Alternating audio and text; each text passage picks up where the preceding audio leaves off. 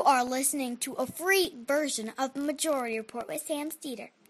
To support the show and get another 15 minutes of daily program, go to majority.fm, please. The Majority Report with Sam Steeder. It's Wednesday, August 1st, 2018. My name is Michael Brooks on a Michael Wednesday, and this is the 5-time award-winning Majority Report. We're broadcasting live steps from the industrially ravaged Gowanus Canal in the heartland of America, downtown Brooklyn, USA. On today's program, we are talking with Francesco Pacifico on how Italy's Matteo Salvini, Italy's vice prime minister and fascist, how he uses Twitter, the global platform for the global fascists, with Francesco Pacifico. Plus, apparently, something is going on, or Donald Trump just got reminded that the Mueller investigation is not good, because he's going on quite a tirade this morning on Twitter. And as Cam would say, you mad, telling Jeff Sessions to end the investigation immediately. It's totally unfair. Trump administration is promoting a voter ID law, and Trump says that an ID should be needed to buy groceries. Trump officials say he warned of child trauma for family separations. What a shock there. White House raised another reduction of refugees admitted to the United States as they march forward with their attempted ethnic cleansing of the U.S. electorate. The Koch network warns of McCarthyism 2.0 in a conservative effort to harass professors as they attempt their latest rebrand, even as they have been funding Turning Points USA. Really would be interesting to see how that plays out. The Trump administration's latest tax giveaway would be a windfall for the 1%. What a shock. And America's largest federation of labor unions has written extensively on behalf of freeing political prisoner Lula da Silva in Brazil, even as new information emerges on the role of the DOJ in the New York court system with broader corruption probes in Latin America that seem to be targeting center-left leaders across the region. And Susan Collins looks like, what a surprise, headed towards backing Brett Kavanaugh for the Supreme Court. All that and much, much more on today's Majority Report. The 4-day work week man is not here. He is en route to New Orleans, where in my comedic scenario, he gets on the wrong bus or something. He ends up in swamp country, and some guy does say, "You don't look like you're from around here, boy." And then nothing bad happens. I just want that to happen. I'm not like, "No, you don't look like you're from around here. Would you like some fried skunk?" Or something like that. And he goes, "Sure I do." Yes, Matt. Matt in the co-chair. Matt's not up. Woof, woof. And I'd also like to welcome the listeners on the live stream, I think. That's no problem. We just started the live stream for the app a little bit late today. Oh, okay, cool. All right, the app is up. We're up now. Long time coming. I feel like Matt and I have been sort of co-hosting in a variety of ways for quite some time. And finally, he's in the co-pilot There was seat. a stretch there before Jamie and Brendan got here that there was a lot of days, like once a week, where it would just be you and I. You and I, right. Yeah. And those were really good shows. But it was still, like, that you were on the board, obviously. Good to have you in the co-pilot seat. And let's start with some good news. Stuff like this can appear trivial, but it's actually the sign of the incredible momentum of our side in modern politics. And when I say our side, I do mean it in the broadest sense that would fit with the ethos of this show. Where did that go? Anybody from sort of genuine progressives to socialist or social democrats of various stripes. Medicare for All is an easy one. If you are a halfway, maybe even quarter-way decent human being, you recognize that every single man, woman, and child should have full, complete, and totally unencumbered health care, period. It should be government delivered. We should eliminate all of the parasitic middlemen. Fox News is obviously one of its main tasks, besides stoking racial and gender paranoia and running interference and propaganda for the Republican Party, is to try to dilute the power of great policies and good ideas. And they put out this little poll here on their Twitter account. And the poll question asks, Bernie Sanders' Medicare for All bill is estimated to cost $32.6 trillion, a new study says. Would the benefit outweigh the cost? Now, of course, they obviously neglect to mention that the study actually showed that in comparison to other spending models and other paths forward, we'll save the most money with Medicare for All. But leaving that obvious and expected omission of vital information aside, 73% of people respond yes, 27% responded no. Now, look, is this the biggest deal in the world? No, it's not. But it is a micro reflection of the profound momentum that is on the side of real, actual politics and policies that will affect real, actual people in positive ways. Ideologically, in some ways, we've got an open space ahead of us, and we can keep running that ball.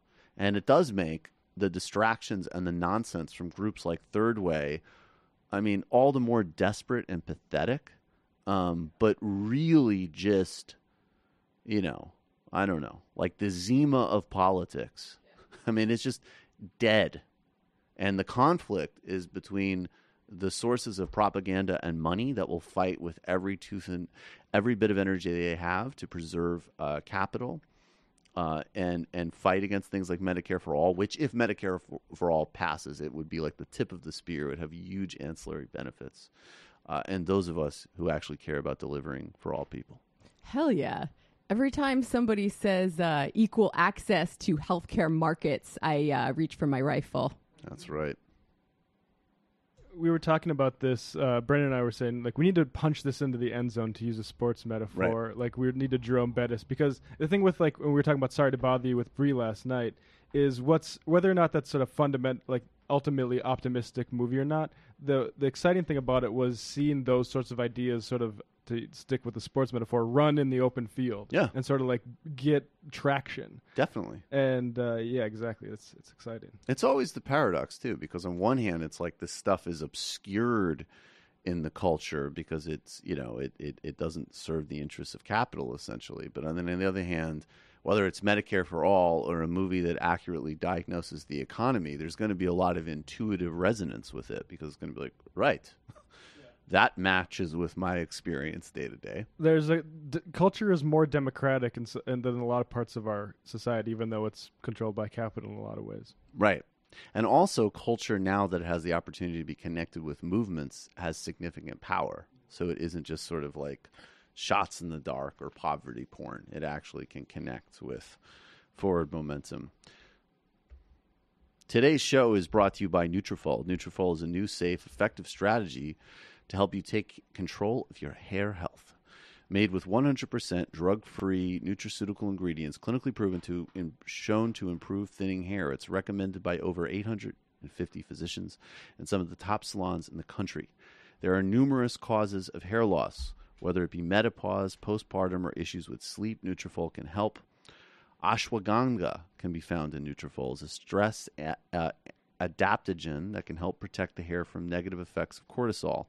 It reduces the body's response to stress, helping with depression and anxiety as well as hair health. Nutrafol's formula nourishes the hair from within, and since it's made with medical-grade botanical ingredients, there are no bad side effects or compromises to overall wellness. Nutrafol is available in 2 distinct formulas for men and women to suit your specific metabolic needs. Go to Nutrafol.com to learn more.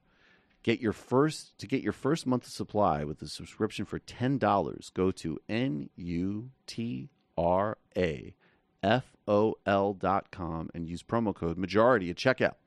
That's NUTRAFOL.com AFL.com. Offer code majority to get your first month's supply for $10 with a subscription. We will be right back with Francesco Pacifico on the Majority Report. And it's a protege, eh? Yeah. Chronics are where you say, eh? Yeah. Okay. Oh, yeah. Who knows? I just go where the trade wind blows, sending love to my friends and foes. And I suppose I'm pleased to be chilling in the West Indies. I provide all my wants and needs. I got the sunshine, rivers and trees. Relief. Hey. When me see Jah, me see a way. Drastically straight from hypocrisy, I say, hey. Every man to them own a philosophy. I live the proper way and then me read a chapter daily. Monday in a city hungry and no eat. And food they down a country does a drop off of the tree then. You see say poverty no real then. Is what the reason revealing. Who knows? I just go where the trade wind blows, sending love to my friends and foes. And I suppose I'm pleased to be chilling in the West Indies. I provide all my wants and needs. I got the sunshine, rivers and trees. Green leaves, yeah. When the rain pits up on the roof, herb just a steam pepper pot on the stew. Life is a dream if you got gratitude. So go tell the regime them can't stop what we do now. Information you think on your own, or else you're a slave to the things that you know. What do you know if you learn every day? So be careful of things where you say. Who knows? I just go where the trade wind blows, sending love to my friends and foes. And I suppose I'm pleased to be chilling in the West Indies. I provide all my wants and needs. I got the sunshine, rivers and trees. Green leaves. Africa in our soul, but Aja in our heart. It is of importance for I and I gather. If we cannot show now a balance that we had, how do we propose then to carry it abroad? Then not go to Ethiopia and you not have a plan. The building of a nation and a helper on every one alone. Welcome back to the Majority Report. Chronics and Protege. Joining us now is Francesco Pacifico. He's a novelist based in Italy. Recent piece for N+1, What a Long Day, Now Pizza, chronicles the Twitter habits of Italy's new vice prime minister and minister of the interior, Matteo Salvini. Francesco, thanks so much for being with us. Thank you. Hi, everybody. Before we get into his Twitter habits, Matteo Salvini's Twitter habits, explain to everybody who he is, where he's coming from politically, and maybe also briefly the current coalition that governs Italy. Okay. So Matteo Salvini is the current leader of the Lega Nord, the Northern Italian League. So this was a party that up until 20 to 15 years ago wanted to secede from Italy. So they wanted a Northern Italian republic on its own because they hated what they called the terroni, the southern people that are lazy and dirty, they are up to no good, they want to do nothing. So the interesting thing is that by way of Salvini's neck and feel for the belly of the country, the Lega Nord has become actually a way wider thing. And so now suddenly everybody seems to have forgotten that they hated people from, let's say, Rome to Naples to Palermo.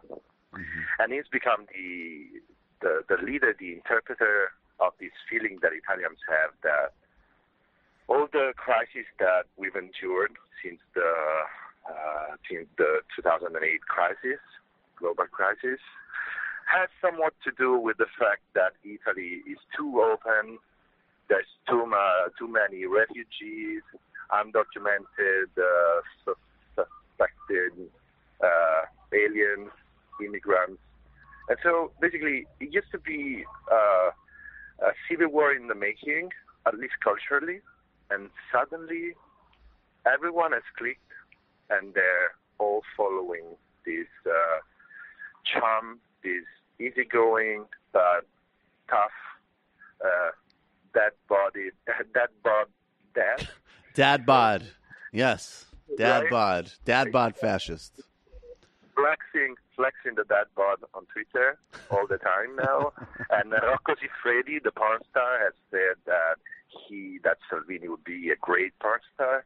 So he's become this model for everything Italians wish for. You must remember that we had Berlusconi for many, many years. Yes, and we do remember that. Right? Yes. Okay, because we've been talking about Berlusconi endlessly since Trump became your president, right?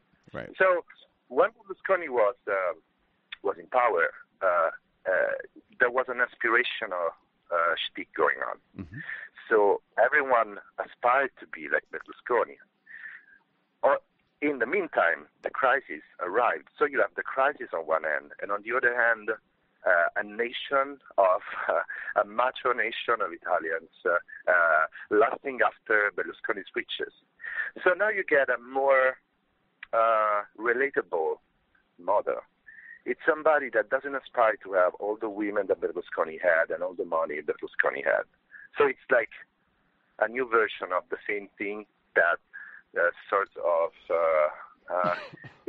like Italians make peace with everything that they lost, everything that they wanted and didn't have. So it basically is like a genius politician. That's what just to situate it, and we'll get to the Twitter in a second, but that's really so. Basically, what happened is you have the three forces happening, if I understand you. One is we're transitioning from I want to be a tan billionaire, media mogul, prime minister, the kind of maybe, and that's me in some ways actually Berlusconi for all of the comparisons to people like Trump. There was something that seemed very kind of Reagan-like about Berlusconi, a certain sort of cheesy charm and kind of promise of easy riches.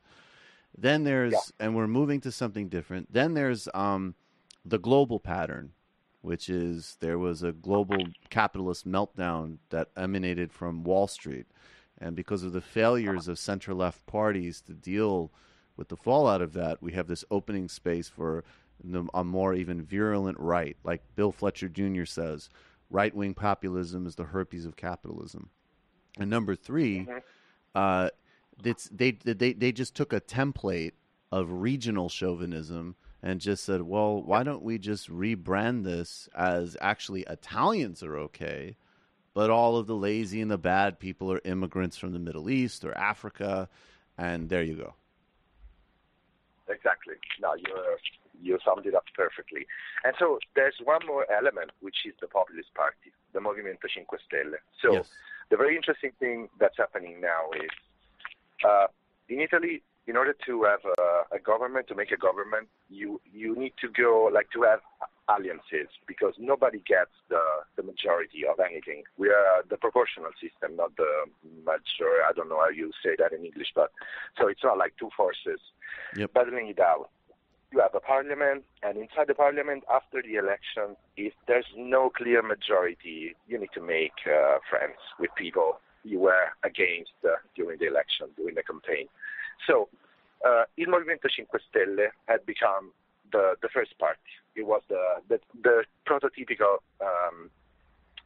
populist party.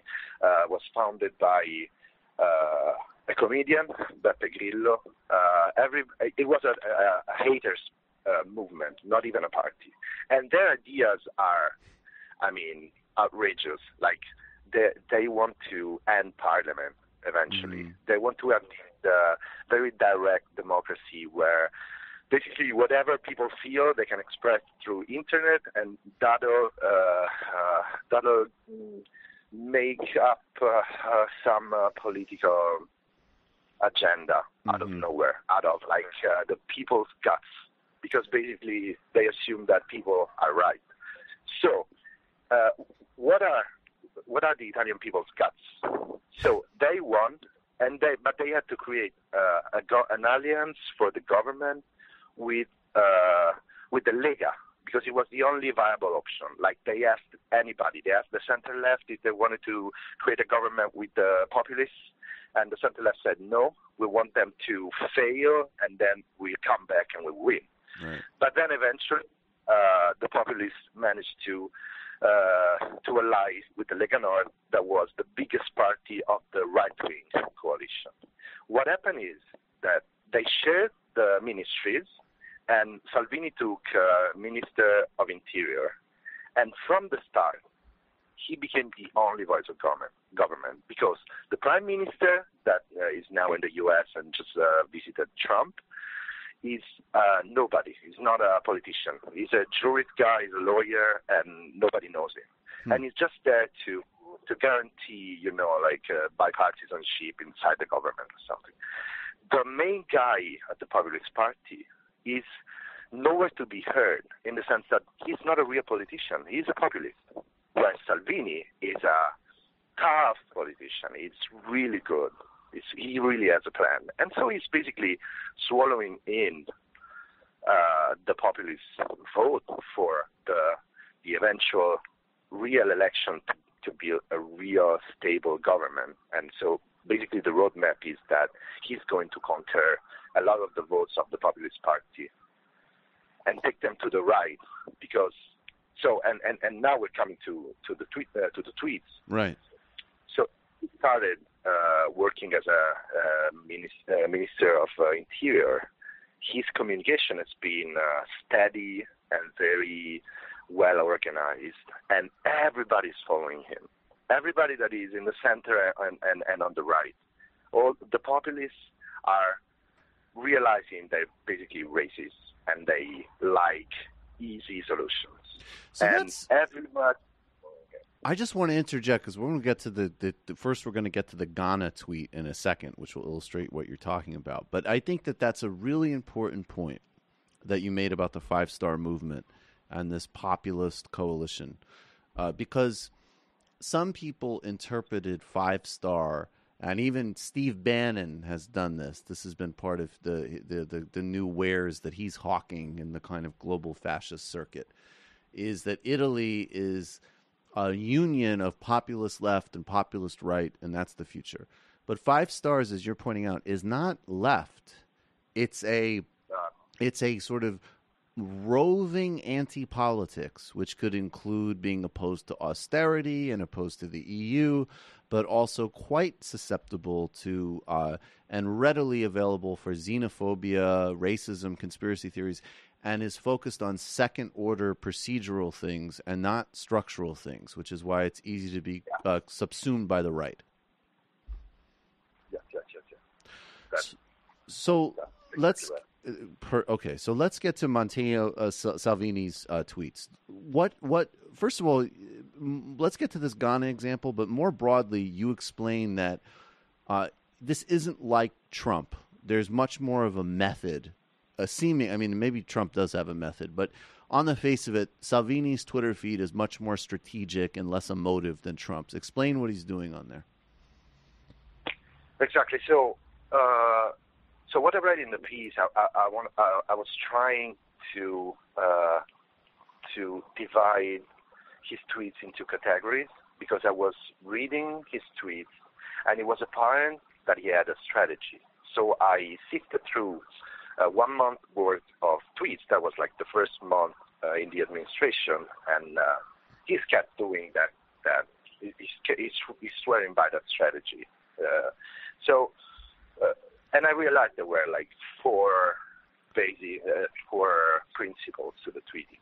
So he was constantly creating an idea of his friendship with the voters and with Italians. So he was constantly making selfies and summoning the good-hearted Italians that want to work, and they're his friends. And then, at the same time, he was picking his battles with enemies.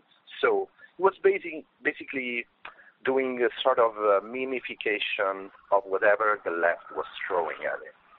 So he was able to not really engage in discussion, but to just change the dynamic of whatever the left wing was saying without ever getting caught up in a discussion, which implies, I think, a lot of strategy. Yeah. Like, you cannot be that. Like, if you're just sticking to a plan, it's like when Jose Mourinho or Guardiola want to play a defensive game in football, and they will not go beyond a certain point, they will not risk anything. Right. It feels like stress. It doesn't feel like he never gets mad. Right. And so, creating this very comfortable environment where he is able to never lose his cool and to make fun of the animosity of his enemies, he creates a new sense of normal where, let's say, social conflict is high, but he never loses it.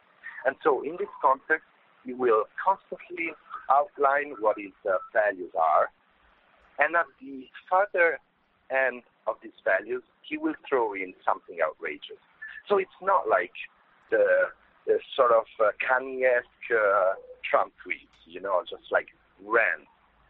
It's nothing like that. There's not ever a rant. So I'll give you an example of a very recent tweet. It was like yesterday or 2 days ago. So somebody had attacked him for something very serious that I forget at the moment. And he replied, "Many enemies, much honor." So I wrote in the piece that this is a fascist expression. He actually changed. He didn't use multi, he used tanti. So it's not exactly the Mussolini quote, the fascist quote, but he said, many enemies, much honor. That is a typical fascist thing. Yeah. So the picture he tweeted is a picture of him playing, how do you call, like, table football? Foosball. I don't. You mean like foosball, yeah. foosball?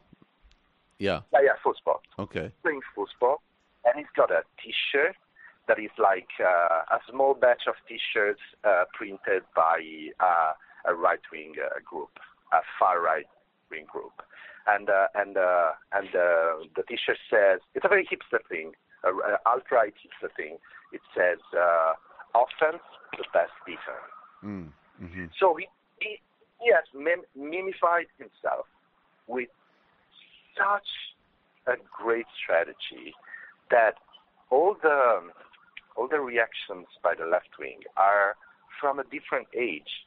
Like, right. Recently, I can only talk to far left leaners to ask them to explain to me what's going on, what's the role of irony in political communication, because I feel like the center left and the left are reacting so seriously that they look like extras in an opera. They don't look really in the moment, like they don't look present. And Salvini has got the strategy perfectly figured out, and it's impossible for now to bring it down. I have to say, the Italian left needs to start subscribing to some of the American left-wing podcasts and YouTube shows, because we at least are doing irony pretty well, and sort of matching on that level. But so this is that's interesting though that hasn't. I mean, that's been a dynamic here actually. That is really important part of sort of communication warfare in the United States. But so that's what it is. You have friends, enemies, values, and hot takes. And yes, the difference with Trump, just to underline it. So Trump's, I mean, first of all, there's always the question of, sometimes there's tweets that come out that look like, oh, okay, he must have given his phone to somebody, because that sounds like something more from the kind of communications shop. But his stuff is always either, rage, bragging, or self-victimization, or occasionally a funny troll, in the sense that his whole exercise, like, to the extent there is a political project, and there is a political project, it's Republican politics, but it's all self-referential. But Salvini has, and I just want to say that these are some of the quotes in the Friends section. "Thank you for your trust, friends. I love you, and I should know that I'm going to need you. Friends, it's finally on. I love you. What a long day. Now pizza, which is, of course, the title of your piece. Our community is so strong, friends. None of that. I mean, the best you can get from Trump is like, you're great because I'm great and you like me for being great. None of this type of thing, right? And then, responding, and this is enemies. He responds to Yanis Varoufakis with a smiley face. He calls, this sounds Trumpish, he calls his critics an international of bitter haters, which is also a way of mocking the international socialists. That one's actually pretty clever. I have to give him credit. And so on and so on. And then values. He's talking about the shameful business of illegal immigration. And it needs to become less, quote, convenient for corrupt NGOs to supposedly lure immigrants into Italy. And this is the area, actually, again, where it's interesting because it overlaps with enemies and conspiracy theories. Could you tell us this Ghana example I keep teasing? Because that might be a hot take, if I'm right. No, say that again. What part of the example do you want me to? In the opening paragraph, you talk about his the Ghanaian family, the football player on the Italian football team who's from Ghana. Okay. Yeah, Balotelli. So yes. What happened? So that was maybe the first time that I noticed that something is really going on with him, because it's something you never hear.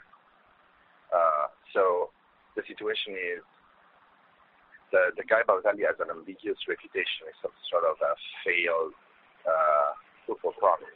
Okay, so I guess Francesco, I'm sorry. Can you just make sure you're speaking really clearly into your phone. It's getting a little choppy. You were good a couple of minutes ago. Go ahead. Well, okay.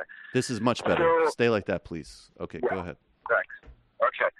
So he was saying. So the guy was just making a comment on Salvini, like, when am I going to play? With all the discussions about the way the children of the immigrants are going to get citizenship, Balotelli, who is a guy who likes to make jokes, he's a smart guy, but again, like a failed promise of football in a way.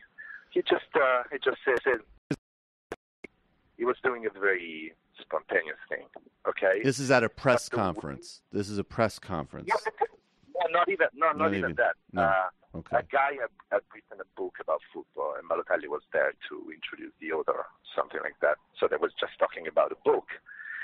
But when famous people go introduce books, sometimes reporters will go there and look for some, like newsworthy nuggets. Okay? Yes. So he said something about Salvini, and he just lashed back. It was like nobody had heard of that. Like, it wasn't very important. And he said, he should, we're not interested in his citizenship, and he should just go play football. So it's super subtle, because in the just go play football, there's the implication that the guy is one of these now called bored, rich people, privileged people who are messing with the Italian people, and they're just really connected to the needs of the people. So you just go play football while we do a serious job. Okay.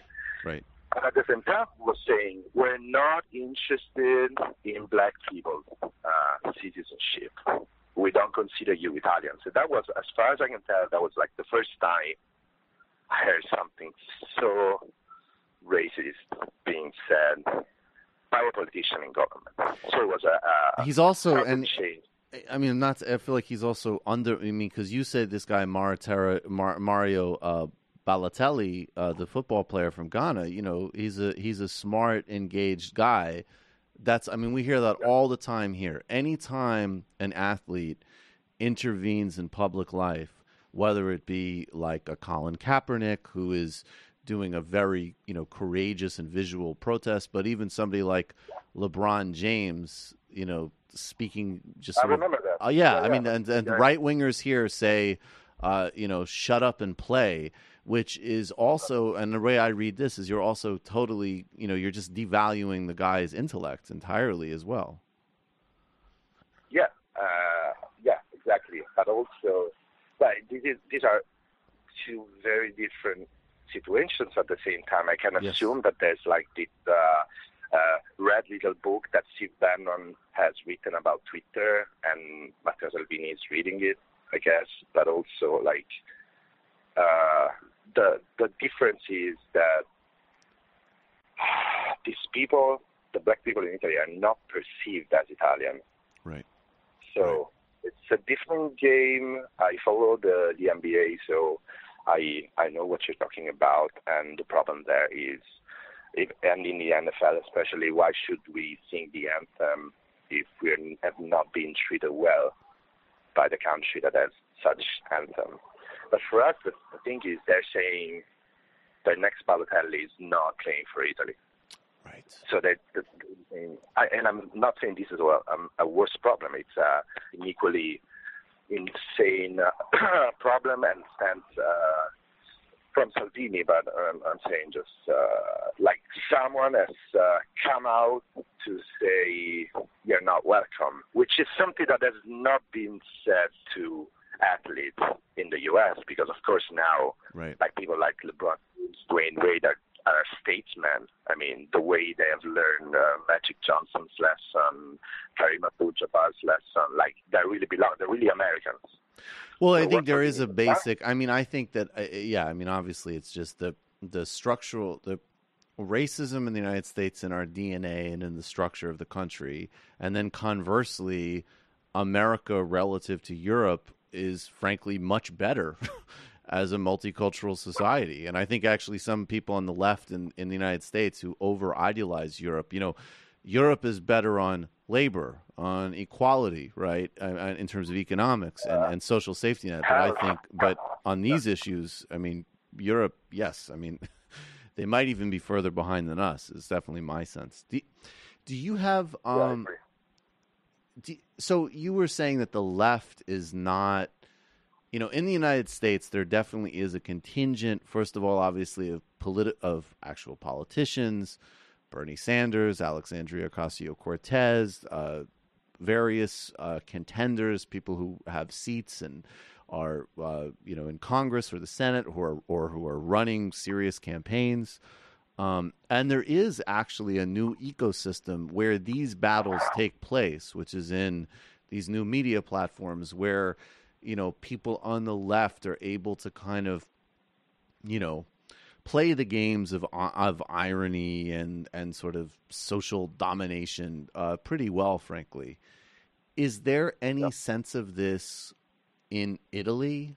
Either in the culture or in political life, or is it still just not? I mean, as you said, extras in an opera. It's very interesting. I think 25 years ago, when Berlusconi became a politician, we had great satire. So we had the 1990s version of what you have now. But I think that the satire against Berlusconi has sort of blunted the spear, and now we feel it feels like we cannot use the same strategies because after a while it felt like, and a lot of people from the left were saying it felt like Berlusconi was an easy target and there wasn't enough anger against him, which might have to do with what you were saying a minute ago. Like, we felt safer than an American feels when things are going bad. Like, Italy has a very strong constitution. We're inside the European Union. So I guess even when Berlusconi was sort of wreaking havoc, both symbolically and politically, there was a feeling that not everything was going to shit. So I think that in America, maybe, I don't know if I'm right. I'm thinking now, maybe in the U.S., you're always very, very, very scared that things can escalate to something really bad. because you're a sort of an empire. Like when things go badly in the U.S., like people die. When things go badly in Italy, sometimes people don't die. Like we're more cozy and small. So maybe that's what's happened. Like after 20 years of Berlusconi, satire didn't really know what to do anymore, and so now like a political show would not be as will not be perceived as something crucial. Like all the debunking that you talk show hosts do in radio and TV. Like we know about that. Like that's how like we watch Seth Meyers clips and we are informed about what's going on. We used to have something like that, but we don't have it right now. And the only place I found that kind of discourse is really the left book, the left-wing Facebook, the memers, and people trying to go viral. I think that's, and I would suggest, it's interesting parallel though, because I think that actually really does parallel the United States, because that Facebook thing is connected, as I keep saying, with, very heavily podcasts specifically, but YouTube and some things you see on television. But even on television, I mean, it's a much bigger market here, but there's the real biting kind of satire and effective plays have evolved from Bush era humor. And the kind of, still a lot of the stuff you see on TV is still kind of the Jon Stewart playbook, which was actually credit where credit was due, it was very effective at its time, but it's not effective at all in the same way dealing with Trump as it is with, it in some ways was with Bush. So maybe the parallel is there too. It's funny you say that, because I also, on the other hand, obviously you would know infinitely more than me, but I think it's true that there are the stakes of the United States being an empire, but I also think of things like, Operation Gladio and, the mafia and fascist organizations and the Red Brigades and bombs and train stations and actual almost, potential guerrilla war in the 70s and early 80s. And I think, we didn't, there was a handful of, silly stuff here, but it was not real like in Italy. So No, you're right. And, we have a lot of great movies accounting for it, but I think that the masterpiece by the Democrazia Cristiana, which had this vision of a NATO belonging Catholic nation of middle class families, the vision was really powerful. So like a lot of the stuff wasn't perceived inside households, and this has created this two-track history, like you have the history of all those ugly stuff that happened, but at the same time of a history of families holding the fort, just keeping going. It's a matter of perception, of course, but I think the Democrazia Cristiana is responsible for that. There was a permanent conveying a message that, after all, like we're Catholic, we don't need to be too tragic about stuff because Christ died for our sins. I think this must have played a role. Let's pull out the heavy artillery on that one. Francesco Pacifico is a novelist. He's based in Italy, as you can hear from what legitimately is a very nice accent. The piece in N+1 is What a Long Day Now Pizza, and it is all about the fascist Twitter strategy of a guy, unfortunately, Matteo Salvini. Unfortunately, we'll be hearing more about him, sadly. It's a reflection of the bad state of our world, but there are strategies to respond. Francesco, really appreciate your time. Hopefully we'll talk again soon. I hope so. It was a great time. Thank you. Thank you so much. All right, folks, and we'll have a link of it. I don't know, is Francesco on Twitter, or we have a?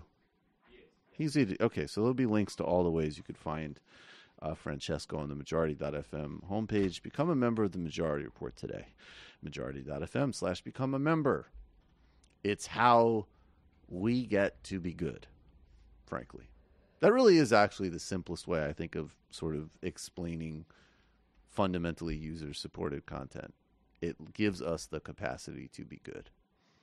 I mean, if you Yes. look at this show, even when I started and our set now, it's come a long way. Come a long way. It's come a long way. On last night's The Michael Brooks Show, I don't know, I might send it to Brendan. Somebody did amazing fan art of, it was like a drawing of Dave Rubin drooling, and it was like Dave Rubin listening to Michael and Anna's exchange of ideas. It was very funny. We dunked on Dave Rubin. Brianna Joy Gray and I went deep into Sorry to Bother You. There's multiple segments now. There's a re-education camp segment where we nominate and sentence somebody to either gulag, re-education, or pyramid. Maybe that's what we should do. Maybe it should be a choice. It should be like a runoff system. What's the pyramid versus a gulag? I think in gulag you could still occasionally chat with other prisoners and have gruel. Pyramid, you're literally stuck in an ancient grain silo. Yeah, but you as have to Ben build Carson a would pyramid say. for them then. Well, no. Why don't we just stick them into one that already exists in Egypt and close it up? Yeah, fair enough. Yeah, I have plans for a nice gulag. I really think this like is a important. Swedish style gulag. Yeah. Well, That that's a re-education camp. No, because they're not leaving. Like for the They're real, not. Okay, fair for enough. the real ruling class, you know, like some people think they should be executed. I think, hey, if we do that, we're just as bad as they are. Yeah, I'm against the death So penalty. you can have a nice, island, you know, I'm maybe against even the some death luxury penalty, items. but you know, people are passionate. But you won't be leaving. I You think we won't be should leaving. encourage space travel more and let them just like fail. Yeah, going into let's send Mars. Elon Musk to like orbit Venus, Yeah, I like that, and and he can tweet though. He can still tweet. He yeah, and like Grimes. for entertainment value for us. On the Patreon content, there's illicit histories, primary and primers, and everything from a history of the third way, which we also touched on last night's show, to the pink tide in Latin America, U.S. intervention in Latin America, destabilization in Jamaica, whole tons of stuff. This weekend, the why of the civil war in the Congo, from the CIA-backed assassination of Patrice Lumumba to your iPhone. Patreon.com/TNBS. We're well on the way to our next goal of 2,000 patrons. Thanks so much. Let me start to the right. There's fucking socialist bros who read books, and Yeah. Matt Leck services those bros We're, on Literary Hangover. We're dunking on Nathaniel Hawthorne for about next month. I really like that the branding of your show has already changed a couple weeks. I dig. In the beginning, it was like, it's a examination of culture from a literary. But now, 3 weeks later, swear it is. We're just like owning Hawthorne hard, dude. Well, it's tough because I actually do like Hawthorne and I like a lot of his short stories. So why but- the ownage? Well, because there are elements of him, like he supported the Democrats and he wrote like a biography for Franklin Pierce. He was like Good. I stuck with the Democrats even after some of them left to be Republicans for anti-slavery, Ooh, right? So not he was good. that sort of a Democrat. And then he's like, I don't care if I lose friends over this. He basically did the fuck you forever. He literally did fuck you. A for, sort of wow. a fuck you forever. He fell out with like Louisa May Alcott and yeah, like a lot of the Northeastern Concord types. Those were the sort of coastal elites of the time. Like the Transcendentalists? And Yeah, that type of- exactly. Oh, that's fascinating. Those because they were abolitionists, Right. And Hawthorne was Right. sort of amongst them, but he thought that slavery was something that God was just going to have to take care of in Oh its my own God, time. he totally was that guy. I know, right? He Yeah. totally was like, I used to hang out with David Cross. I was like, I used to party with Emerson, but I guess I can't be friends with them anymore because I'm still a Democrat. Well, fuck you. Yeah. The only difference between him and the IDW is his output was actually He had talent. He was probably a genius. I mean, maybe you don't. He's right at that line. Right. So. Right on the line. All right, Literary Hangover, check it out. Antifada. Yes, we have a new episode coming out either today or tomorrow, depending when we finish up the edits. We talked to our friend Brandon Jordan, who travels around the world making documentaries about global uprisings. We play some clips from documentaries, footage he took in Turkey. Is he at the Gezi Park protest? Yeah. Oh, that's so awesome. Yeah. I probably have used some of his footage Yeah, maybe. That's cool. Yeah, and he also has a really good documentary on Antifa with footage from Charlottesville and Oakland. We had a really good conversation, and I wish it could have gone longer. So, Sounds like a fascinating guy. Yeah, he's got a lot of good stories, and that'll be up soon. Also, we have a YouTube channel now at the Antifada Podcast. I need to come up with a pretty URL to send people to that. And we're also on Stitcher, and we're working on getting up on Spotify, so more ways to listen. Sweet. Oh, and I should say we cracked 2,000 on the TMBS YouTube as well last night, so thank you. And good way to get the content out for all of these shows, because Literary Hangover's on YouTube as well. So for all three of these shows, and obviously Majority Report's killing it on YouTube, but that's a great way to send people, either people want to watch things on YouTube or, shorter clips that can introduce the show. Competition would start kicking in. Right, exactly. All right, guys, we'll see you on the fun half. You What'd you say? in for it. All right, folks, 646-257-3920. See you in the fun half. Are you ready?